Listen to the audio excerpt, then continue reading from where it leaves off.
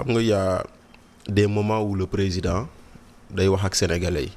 il y a 2 moments yoo xam ne pratiquement c'est inscrit dans l'agenda le 4 avril le 31 décembre ou bien de façon exceptionnelle si le besoin se fait sentir. Généralement discours 4 avril c'est un discours pour la jeunesse. Le 3 avril. waaw le 3 avril merci. Discours 3 avril à la veille du 4 avril c'est un discours pour la jeunesse, l'armée, les anciens combattants, le nationalisme, fouetter notre vivre en commun etc. loolu lay jëriñ. Généralement le discours du 31 c'est un discours où on ouvre une page bilan sur ce qu'on a fait et on résume ce qu'on a fait et on ouvre des perspectives. Donc c'est à ce niveau qu'il faut analyser le discours du président de la République. Am na loo xam ne moom jàpp na ni bilan la won nañu ko am na lu mu yàpp ni 2026 war nañu ko tegal ci table. Alors dañuy taxaw ci bilan boobu nga xam ne moom jàpp na ni bilan la. Voilà moo gisee bilan boobu. Voilà moom jàpp na ni am na ay baisse des denrées. C'est vrai les Sénégalais ont connu une baisse des denrées jàpp na ni am na des baisses sur les prix des hydrocarbures. C'est vrai mais du tere aussi ñun ñu ne ko xëy na li nga jàpp ni wàññeeku la nangul nañ la ko mais bu gënoon wàññeeku mu gën a baax parce que comme dit monsieur Sokomo ça fait au moins 18 mois que la tendance est à la baisse au niveau des hydrocarbures sur le monde. Il y a presque moins 23 jusqu'à presque moins 30% de baisse sur le pétrole et le gaz au niveau mondial.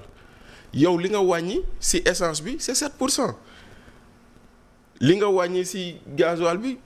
c'est pratiquement la même chose. Oui, mais est-ce qu'ils pouvaient appliquer cette baisse-là au même titre que la Côte d'Ivoire, au même titre que les autres pays, alors qu'ils ont annoncé que le pays financièrement n'est pas solvable, ñu ngi ci sous-sol bi. Est-ce que ñoom mënoon nañu am lool alors qu'ils sont en train de presser, comme vous dites, les Sénégalais fu nekk ñu fay uti ay taxes. Xam nga ils pouvaient gën a yokk wàññi bi loolu moom leer na. Ndaxte déjà si le prix baisse ça fait 18 mois que tu as maintenu un prix à un niveau boo xam ne c'est un niveau supérieur au niveau du marché mondial. Ça veut dire que bu doon ay recettes nga doon am nga fa ba doyal am nga fa ba doyal. ça mel ni benn jaaykatu chemise boo xam ne am na une série de 20 chemises bu ko neexoon bu jaay 15 yi à 10 000 francs yeneen 5 yu ci des bu ko neex mu jaay ko 1000 francs parce que xaalisam génn na. Donc jàpp nañ ne on pouvait encore mu gën a wàccaat donc loolu mooy loolu fi mën a wax tey jii nii xoolal wàññi nañ courant bi c'est très bien sauf que dañoo wàññi courant bi. ci benn tranche ci benn tranche ci woyofal bi la. ci benn tranche. Alors que les gens ont 2 tranches 3 tranches pour ceux qui ont des factures à la fin du mois léegi nag deuxième tranche bi le prix est resté le même troisième tranche bi TVA dugg donc alors soit on aurait pu dire yokk nañ niveau première tranche bi de sorte que on quitte 150 kilowatts pour aller peut-être à 200 kilowatts bu boobaa ñëpp dinañ ko sentir. mais baisse bi ñu amoon également du temps du précédent régime c'était également la tranche sociale. non c'était toutes les 2 tranches moom la ñu wàññi woon. parce que Macky Sall day da doon wax ni que première tranche bi la tranche sociale boobu moo ëpp moom politique sociale bi nga xam ni moom lay def tranche sociale bi lay gën a viser que ñi nga xam ni salaire moyen la ñu am. tout à fait xam nga aujourd'hui avec la seddaay bi dugg. sunu gan yi ay costume lañ sol. Parce que sedd bi dafa dugg seddaay bi dugg tax na on va moins utiliser des appareils qui vont consommer beaucoup d'énergie comme les clims ak yooyu donc sénégalais yi dans un premier temps ils vont ressentir courant bi wàññeeku na sedd bi la bu tàngoor bi ñëwee tu te rendras compte que wàññeeku bi am na mais du bëri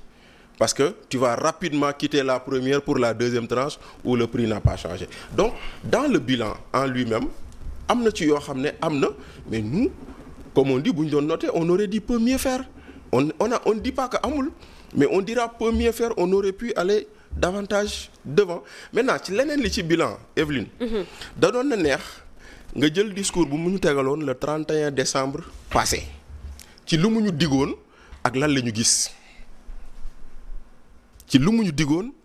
gis parce que ci discours bu 31 décembre 2024 waxoon nañu waxu réforme yi. 31 décembre 2025 ñu ngi waxaat réforme yi. Absolument. amul changement 31 décembre 2024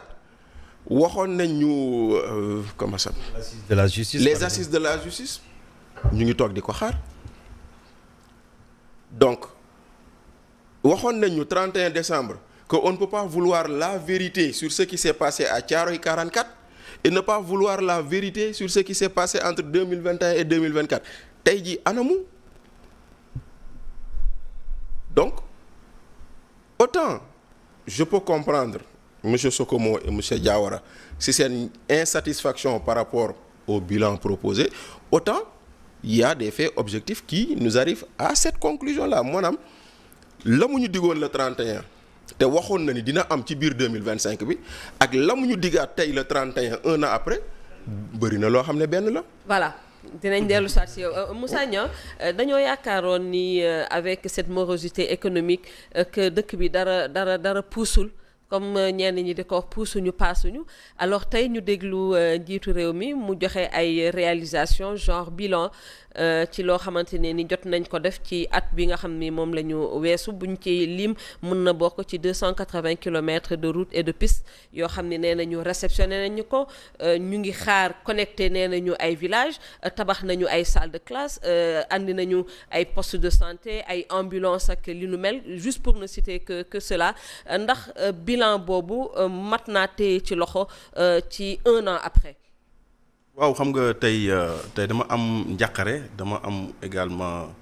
je suis surpris de voir notre président peindre benn Sénégal boo xam ñun Sénégalais yi dunduñu ko parce que lim ñuy wan ni Sénégal foofu la toll ak bilan bi muy jox Sénégalais yi méngoowul ak réalité bi te loolu nag dafa manifesté wu ba ci moom ni muy waxee maanaam discours bi c'est pas un discours structuré discours la boo xam ni day def du coq à l'âne parfois dafay jógee ci éducation dem ci santé. dem ci lu jëm ci wàllu économie ñëwaat ci éducation ñëwaat ci économie demaat ci santé nekkul discours boo xam ni c'est structuré beneen bi également boo ko xoolee langage corporel daf lay wax lu bëri da ngay xam ni kii il est dans la démagogie parce que tey bu waxee bay wax ci jigéen ñi violence faite aux femmes da ngay gis ni régime yi fi jaar yépp def nañ les yeux doux aux femmes pour tout simplement gagner benn électorat gagner la bataille de l'opinion mais jàpp nañ ni bii du yooyu parce que bii warul jàll bu fekkee dafa am loo xam dañ koy teg jigéen ñi te nekkul yoon mais la loi est là am nañ code pénal nañ appliquer la loi dans toute sa rigueur. ñeneen dinañ ci taxaw. soxlawul président de la République à un moment aussi solennel mu di ko exploiter à des fins purement politiques. Est-ce que c'est pas pour dire que tout le monde se retrouve dans ce discours là wax naag ndaw ñi wax naag jigéen ñi wax naag chef d'entreprise yi wax naag béykat yi est-ce que c'est pas également une frange importante les femmes yi nga xam ni def na leen xam nga tey dama jàpp ni à un moment aussi solennel de la vie de notre nation ñu war a taxaw saytu li nga xam ni président de la République yàgg nañu ko wax ci discours yi weesu maanaam tey bu ñu doon def évaluation ak dige yi mu doon dige déclaration d'intention yi mu doon def lan la ci jot a réaliser dañuy wax ni réaliser gu ci dara kon mën nañu wax ni dañu nekk entre la vacuité les incantations ak li nga xam mooy ay discours yu creux tey booy xool wax na ba bëgg a dee mais li mu wax ci wàllu santé méngawul ak li nga xam ni moom la nit ñi di gis les Sénégalais am daal li ñuy éprouver ci li nga xam mooy sunu structure sanitaire yi Sénégal dem na ba ci yenn mbir yi bu la dalee il faut nga dem à l'étranger pour mën a faju ci en effet tey ministre boo xam ne tey yaa ngi souffrir wala nga am benn pathologie boo xam ne dal na la li ngay def moom mooy da ngay recourir ci expertise étrangère alors que mënoon nañu développer suñu structure sanitaire yi man dama doon xaar président de la République mu ñëw indi benn discours boo xam de rupture ni képp koo xam ni am nga privilège par rapport à un décret boo xam nommé lañ ko ci réew mi nga nekk DG wala nga nekk PCA wala nga nekk ministre de la République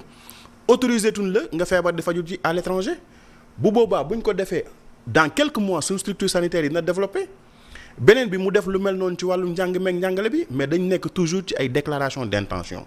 li mu wax nii ñi relevé nañ plateau technique médical yi ci réew mi loolu amul nombre d'ambulances médicalisées yi mu wax ni dugg na ci réew mi réceptionné nañ ko loolu tamit feeñul ci li nga xam moom mooy réalité. ci LFR2 bi ils ont signalé que ni am na ay crédits yoo xam ni dañ ko réorienter pour finaliser la polyclinique de l'hôpital principal de Dakar, même si vous allez me dire que du seen projet. waaw loolu moom comme c'est un projet en cours nañu bàyyi ba ñu egg ci cappaandaw bu boobaa ñu mën koo évaluer. mais député yi voté nañ ko démb. waaw voté nañ ko démb. voilà loolu moom xam nañ ko mais li ñu gis tey ñun nga xam dañuy dugg ci monde rural bi li fa nekkoon ci ay piste de route moo fa nekk ci ay piste de route